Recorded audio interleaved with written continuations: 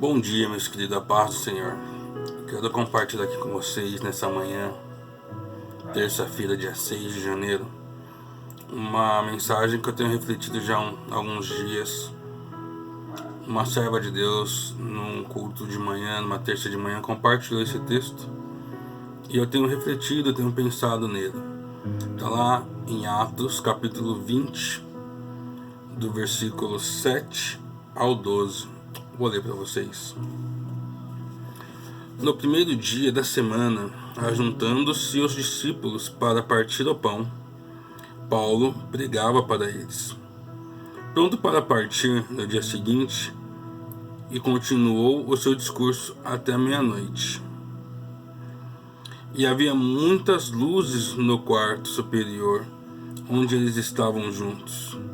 E havia um certo jovem chamado Eutico, sentado numa janela e caindo em um profundo sono, que lhe sobreveio durante a longa pregação de Paulo. Caiu do terceiro andar e foi levado à morte. E foi levantado morto. Paulo, porém, descendo, inclinou-se sobre ele, abraçando-o, disse: Não os perturbeis, pois a sua vida está nele.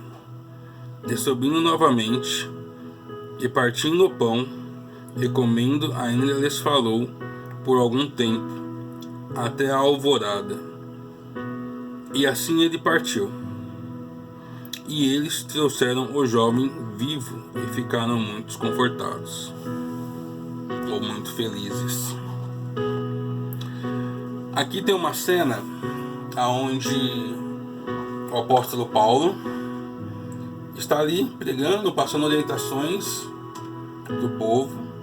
E Paulo está preocupado em passar todas as informações, porque no dia seguinte ele iria viajar, iria embora. Então Paulo fez um discurso longo, falou por toda a noite, a madrugada inteira, até o amanhecer. E ali tinha muitas pessoas, inclusive esse jovem Eutico, que estava na janela, né? Aqui no texto diz que ele estava sentado à janela. Ele não estava no meio do povo, né? Ele estava num lugar alto, sentado na janela, observando. E quem está no alto acaba tendo uma visão, entre aspas, privilegiada, porque consegue ver todo mundo, consegue ver todos. De repente consegue até ouvir um pouco melhor, mas não está no meio. E aí ali vem sobre esse jovem um profundo sono.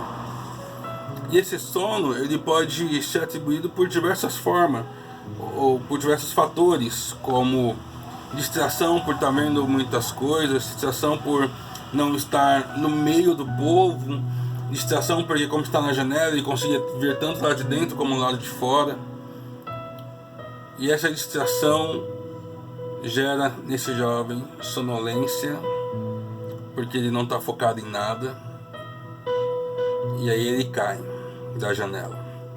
Diz lá na Bíblia que ele cai do terceiro andar e morre. Então eu quero usar essa figura desse jovem como as diversas pessoas que estão dentro do reino, que estão dentro do corpo de Cristo, mas que não está no meio do corpo, está na janela. E por algum motivo, por algumas circunstâncias, se distraem, não estão atentos à palavra, estão distraídos. E aí vem a sonolência, vem a mornidão, vem o distanciamento, porque ele já não está no meio do povo, ele está na janela, ele está se distanciando. E aí eu quero me atentar que ele estava na janela, mas muitas vezes não foi reparado que estava na janela, não foi percebido na janela. Mas quando ele cai, pessoas perceberam: nossa, aquele jovem não está mais no nosso meio, cadê aquele jovem? Nossa, estava ali, caiu, está lá fora, vamos lá fora e encontra esse jovem morto. E o apóstolo vem e diz: não, ele não está morto, voltemos. E o que foi ministrado através dessa palavra? Assim é na nossa, na nossa comunhão, na nossa igreja, no nosso corpo, no reino do Senhor. Muitas pessoas estão na janela, estão se distraindo com ventos e doutrinas, estão se distraindo com situações do mundo, estão se distraindo, defendendo bandeiras e ações do mundo em vez de defender a bandeira de Cristo. Estão distraídas. E essas distrações, que muitas vezes é colocada pelo próprio inimigo, têm afastado essas pessoas do meio da comunhão. Aí essas pessoas ficam sentadas na janela observando tudo, cheia dos seus ideais, cheia das suas razões, cheia de bandeiras levantadas, mas longe da comunhão. E muitas vezes nós, igreja, não estamos notando essas pessoas que estão sentadas na janela. Até que o esfriamento vem e essas pessoas caem mortas, se afastam do caminho de Deus. E se você parar para pensar,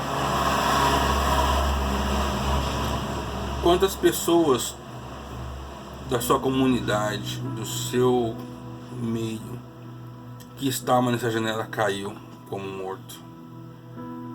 Caiu como morto para uma vida mundana, caiu como morto para viver uma vida onde tudo pode, onde tudo é permitido, onde o importante é ser feliz, onde o importante é o seu próprio prazer, onde eu sou o centro de tudo e não mais Deus é o centro de tudo.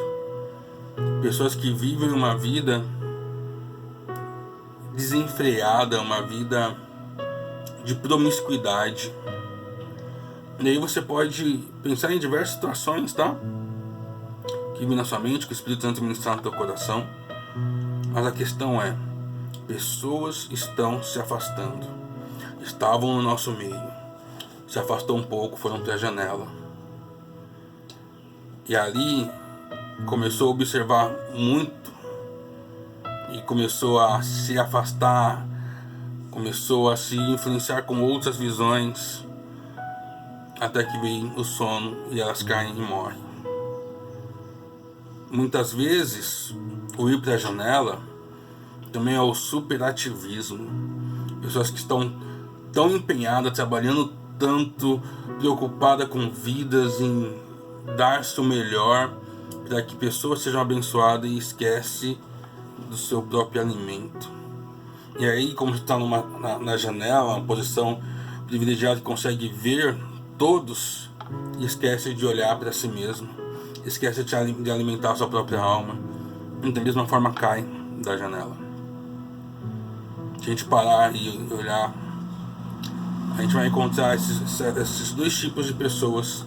Pessoas que eram grandes homens de Deus, que falavam da palavra, pregavam, mas caíram da janela como mortos. Pessoas que não estavam ali pregando, não estavam à frente, mas também se distanciaram e caíram da janela. Nós, como igreja, precisamos estar atentos a essas pessoas que estão se distanciando, que estão saindo do meio da comunhão, que estão indo para a janela. Porque a permanência na janela precede uma queda, precede uma distração, precede uma sonolência. E ainda assim, se elas caírem como mortos, nós temos que notar que elas caíram, para que nós, igreja, possamos ir até elas com a palavra do Senhor e trazer vida para elas. Ah, mas já faz tempo que essas pessoas estão mortas. Eu tenho um grande amigo meu que ele morreu, ele caiu da janela, está morto no mundo, uma vida de promiscuidade. Deus tem colocado ele constantemente na minha mente.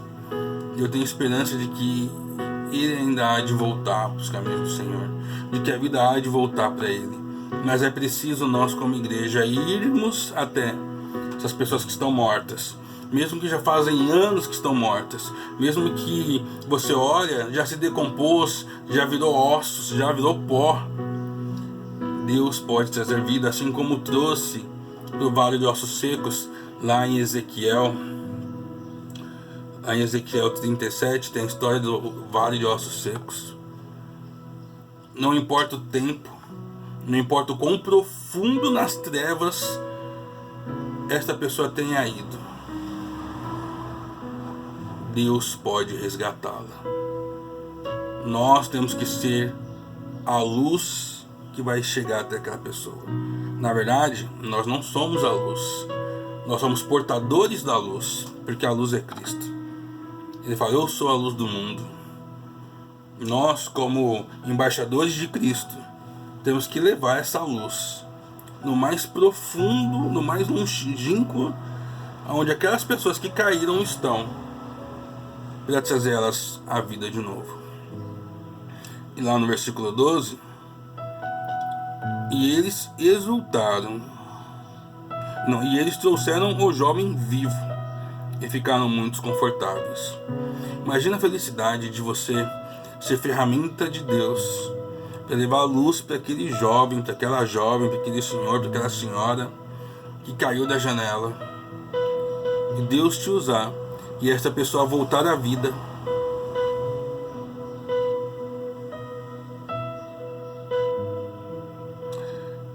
É Deus quem dá a vida, é Deus quem resgata, é Deus quem restaura.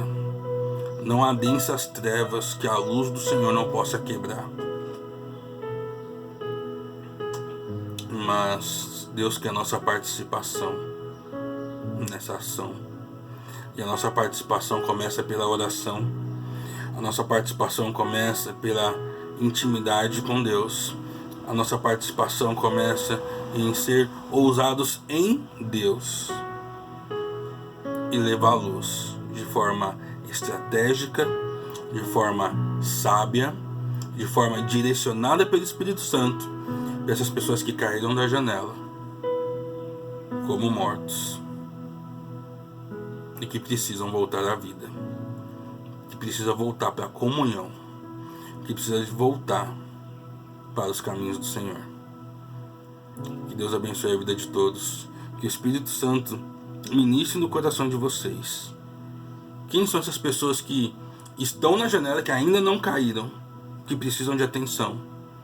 Quem são essas pessoas que estavam na janela, caíram como mortos e estão mortos, e que precisa de servos e servas do Senhor, portadores da luz, portadores das boas novas, que vá até essas pessoas com muito amor, muito carinho, muito direcionamento de Deus, e trazer elas à vida de novo.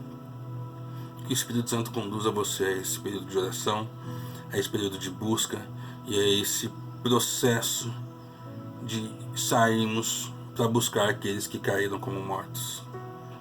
Amém? Deus abençoe a todos.